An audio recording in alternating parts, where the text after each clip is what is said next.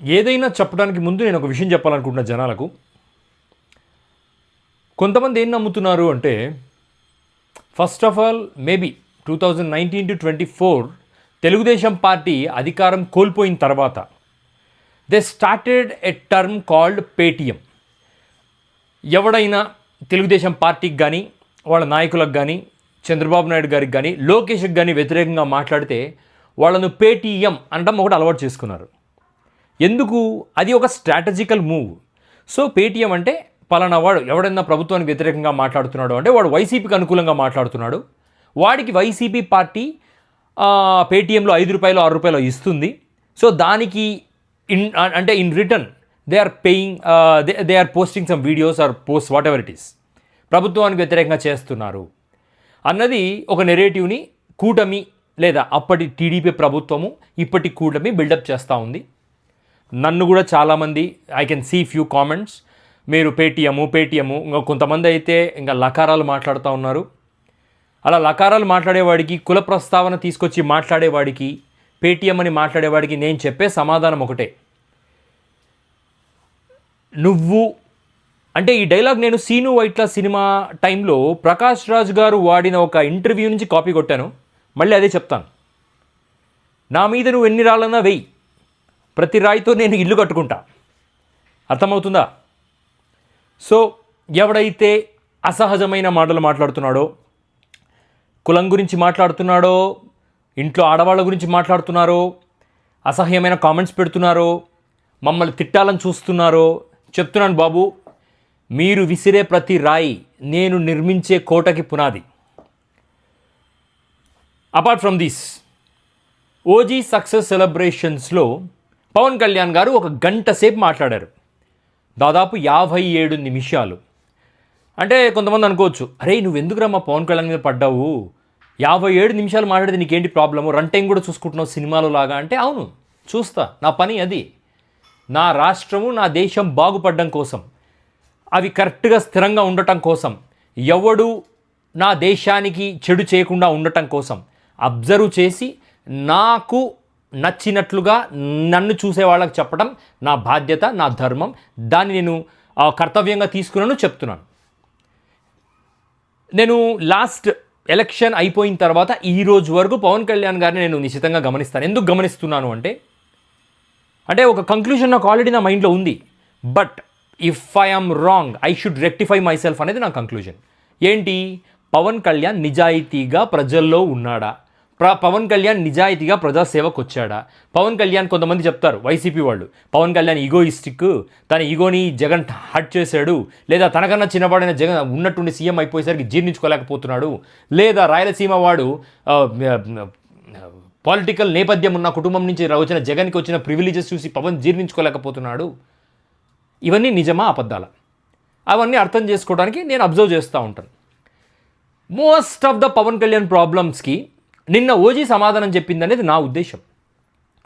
Literally మనము ఒక super success అయిన వాడిని కానీ తీసుకోండి, మీరు ఒక కేస్ స్టడీగా, ఒక సూపర్ ఫెయిల్యూర్ అయిపోయిన వాడిని తీసుకోండి. మనం జీవితంలో మొత్తం కోల్పోయిన తర్వాత ప్రతిరోజు ప్రతి నిమిషం దేవుడా నన్ను కాపాడు అని అడుగుతూ ఉంటాం. ఎందుకు? ఆ క్షణం నిన్ను నువ్వు నమ్మడం మానేస్తావు. సో నువ్వేం నమ్ముతావు అంటే, నా చేతుల్లో ఇంకేం లేదు, నేనేం చేయలేను, కనిపించని ఏదో ఫోర్స్ వచ్చి నన్ను కాపాడాలని సైకలాజికలీ నీ పెయిన్ అంతా షెడ్ చేసేస్తావు, వదిలేస్తావు. ఇంకా నేను తీసుకోలేను ఇంతది, ఎవడో ఒకడు కనిపించని ఒక వ్యక్తి వచ్చి కాపాడాలని నేను. దేవుడు అంటే కనిపించని వాడే కదా. అలాగే బాగా డబ్బులు సంపాదించేసావు, నువ్వు అన్లిమిటెడ్ డబ్బు సంపాదించావు, సక్సెస్ వచ్చింది, అప్పుడు కూడా నువ్వేం చేస్తావు? ఆ క్రెడిట్ని దేవుడికి ఇస్తావు. ఎందుకంటే ఆ సక్సెస్ని తీసుకునే శక్తి కూడా నీ బుర్రకు ఉండదు. ఎగ్జాంపుల్, మన పొలిటీషియన్స్ని తీసుకోండి. ఎప్పుడన్నా విపరీతమైన సక్సెస్ వచ్చినప్పుడు కూడా ఆ దేవుడి దేవల్లో మనం సక్సెస్ అయ్యాము. మన ఇప్పుడు మీరు జగన్మోహన్ రెడ్డి గారి దగ్గర రెగ్యులర్గా మనం ఏం వింటుంటాం? దేవుడి దయ అంటుంటారు. మన చంద్రబాబు నాయుడు గారి దగ్గర రెగ్యులర్గా ఏమంటుంటారు? ఆయన తిరుపతి వెంకటేశ్వర స్వామి అంటుంటాడు. అంటే they give credit to the God. ఎందుకంటే వాళ్ళు ఆ గెలుపు వచ్చిన విధానాన్ని తీసుకోలేరు. They can't handle it. అలాగే నిన్న పవన్ కళ్యాణ్ గారు జీవితంలో ఆఫ్టర్ లాంగ్ టైం, నాకు తెలిసి గబ్బర్ సింగ్ తర్వాత ఒక ప్రాపర్ కలెక్షన్ వచ్చింది ఓజీకే. మధ్యలో వచ్చాయి అవి కూడా ఏదో అట్లా ఆడాయి. కానీ frankly speaking I like Bheemla Nayak. Though it is not a straight movie, I like Bheemla Naik.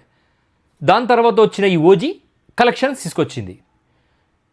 తీసుకొచ్చిన అంతవరకు ఒక అశాంతితో రగిలిపోతున్న పవన్ కళ్యాణ్ గారు దాదాపు గంట సేపు స్టేజ్ మీద పేరున ఒక డైరెక్టర్ అయిపోయాడు, ఒక స్పిరిచువలిటీ పర్సన్ అయిపోయాడు, ఒక ఫిలాసఫర్ అయిపోయాడు, ఒక యాక్టర్ అయిపోయాడు, ఒక ప్రేక్షకుడు అయిపోయాడు, ప్రొడ్యూసర్ అయిపోయాడు. లాస్ట్కు చచ్చిపోయిన మా నాయనమ్మ ఆయనలో చేరినట్టు ఒక మూల కూర్చున్న బామ్మలాగా శాపాలు కూడా పెట్టాడు. So he was shifting his personalities, multiple personalities వచ్చేసాయి అతనిలోకి. ఎందుకు? ఆ అసంతృప్తి, ఆ బుర్రలో ఉండే అసంతృప్తి ఒక్కసారిగా స్థిమితపడింది. అతను హీ గాట్ సెటిల్ డౌన్. డబ్బు వచ్చింది సినిమాకి, ఓకే ఇంత స్టార్డమ్ ఉన్న హీరో నేను, ఇంత పిల్ల హీరోలందరూ సంపాదిస్తున్నారే, పిల్ల హీరోలందరికీ పెద్ద పెద్ద కలెక్షన్స్ వస్తున్నాయే, నాకు రావట్లేదే అన్న ఒక ట్రామా అతనిలో ఎక్కడో నిక్షిప్తమైపోయి దాన్ని ప్రభుత్వానికి వ్యతిరేకంగా, నాయకులకు వ్యతిరేకంగా ఏదేదో మాట్లాడాడు. ఎగ్జాంపుల్, అతను గెలిచిన రోజు నుంచి ఈ రోజు వరకు ఏ రోజన్నా గంట సేపు నిరవధికంగా ప్రజలను ఉద్దేశించి మాట్లాడిన దాఖలాలు ఉన్నాయా? ఐఎమ్ ఆస్కింగ్ జనసేన కార్యకర్తలు, ఐఎమ్ ఆస్కింగ్ పవన్ కళ్యాణ్ ఫ్యాన్స్లో ఇర్రేషనల్గా మా వాడంటే చొక్కాలు చింపేసుకుంటాం, ఎర్రకండ వేసుకొని తిప్పేసుకుంటాం, వద్దు, వీళ్ళొద్దు నాతో మాట్లాడేది. ఎవరికన్నా తెలివి ఉందే వాడు నాతో మాట్లాడండి. ఆలోచించండి, మీరే ఆలోచించండి, తెలివి ఉంటే ఆలోచించండి. At any point of time గంట సేపు నిరవధికంగా ప్రజల గురించి మాట్లాడా? నో.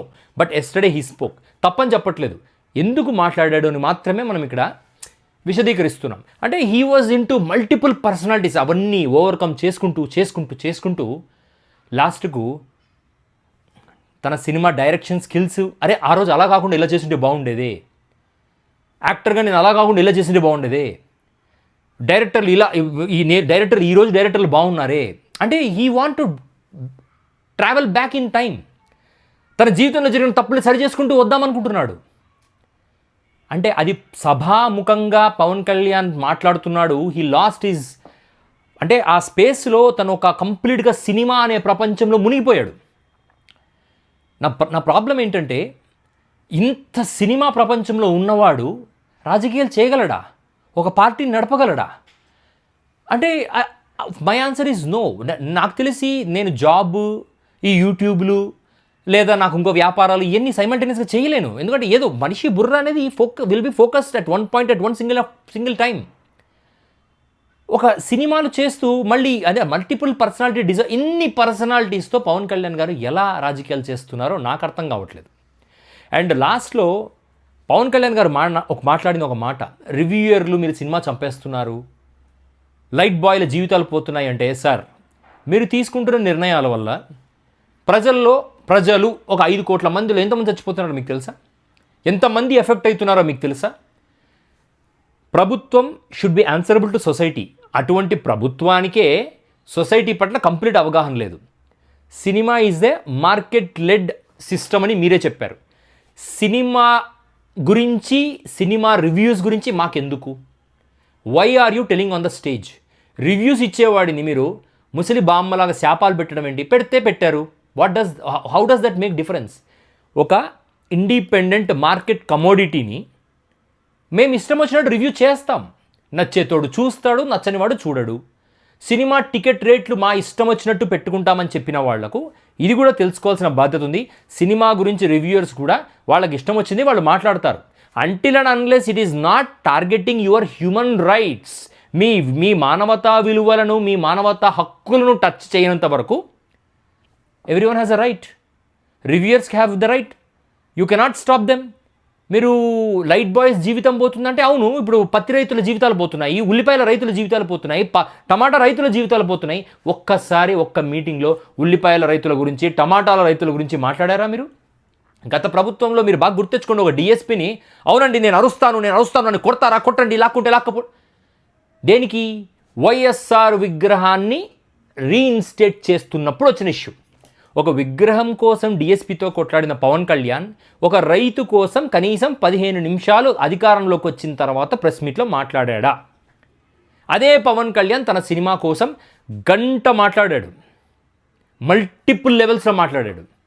మరి పవన్ కళ్యాణ్ గారు, మీ సినిమా ఇలాగే మీరు సినిమాలు సక్సెస్ చేసుకోండి, సెలబ్రేట్ చేసుకోండి, కానీ not at the cost of functioning of the government.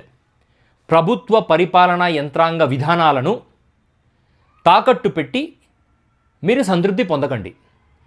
చాలా తప్పు, పెద్ద తప్పు. ఇది తప్పు అని తెలిసి చేస్తున్నారు చూసారా, అది మహాపాపం. మీరు పెట్టే శాపాలు కాదు.